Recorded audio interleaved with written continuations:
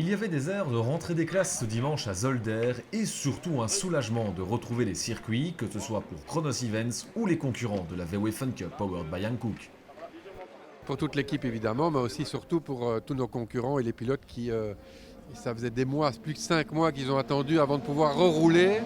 Et ce week-end à Zolder, on est tellement content de tous se retrouver, de pouvoir enfin rouler, d'organiser, de revivre en fait en quelque sorte. C'est super que Chronos ait réussi à organiser cet événement. Je crois que c'est un juste milieu entre le fait de faire du sport et de respecter les normes qui sont quand même importantes. Donc on est tous masqués, etc. Mais il y a une ambiance fun, c'est très sympa. Et puis le fait d'être dans la voiture, c'est le rêve.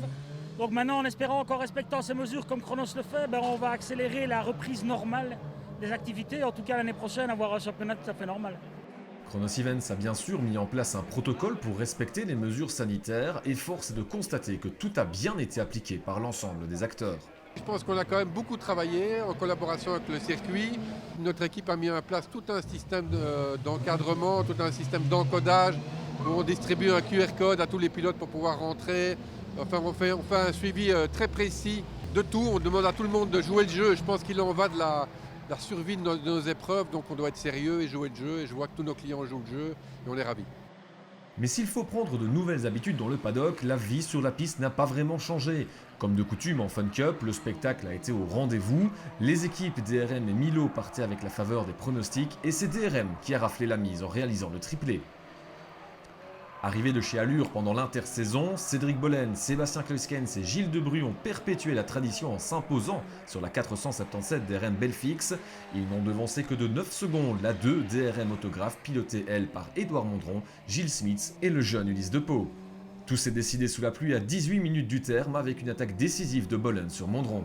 C'est le même résultat mais l'auto est complètement différente, c'est un nouveau châssis, nouvelle génération, pas comme notre ancien. Donc on a dû travailler, faire des journées d'essai, ça pour arriver au résultat escompté sur l'auto et force est de constater qu'on est vraiment bien par rapport au reste du groupe.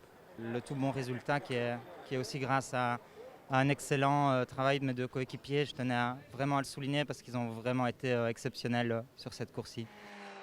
Victime d'une crevaison, la 499 DRM Proxy de l'Aise de Maxime Soulet, Gilles Verleyen et Mathieu de Robiano terminent sur la plus petite marche du podium.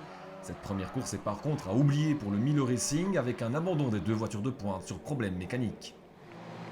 Dans les autres classes, signalons la belle victoire en fun de la 219 CG Racing de William Godefroy et Benoît Phillips, bien remonté après une crevaison. L'équipe montoise termine d'ailleurs au pied du podium au classement général.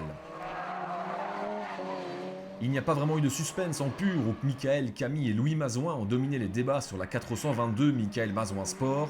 Même scénario en biplace où la 342 Trendy Monster by Milo d'Éric Jardon, Francis Plunus et Christian Aubaine n'a jamais été menacée par la concurrence.